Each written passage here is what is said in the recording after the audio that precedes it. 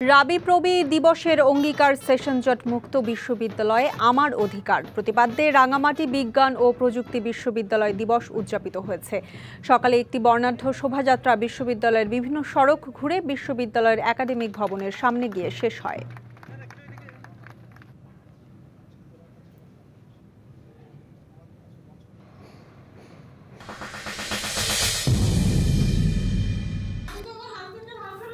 Police সদস্যরা যদি কোনো অনিয়ম দুর্নীতি করে তাহলে আইন অনুযায়ী কঠোর ব্যবস্থা গ্রহণ করা হবে। দুপুরে ফরিদপুর পুলিশ লাইন হলরুমে বিশেষ কল্যাণ সভায় এসব কথা বলেন ঢাকা রেঞ্জের ডিআইজি রেজাউল করিম মল্লিক। এ সময় জুলাই আন্দোলনে ৭ শহীদ পরিবারের মাঝে উপহার তুলে দেয়া হয়।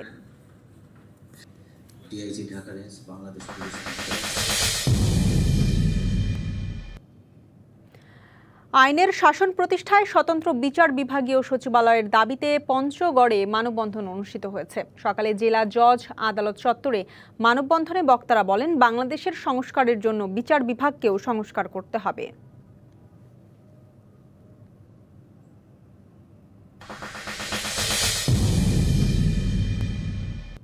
পরিকল্পিত বনায়ন করি, সবুজ বাংলাদেশ গড়ি, এই স্লোগানকে সামনে রেখে বাগেরহাটে শুরু হলো সপ্তাহব্যাপী বৃক্ষরোপণ অভিযান ও বৃক্ষমেলা 2025।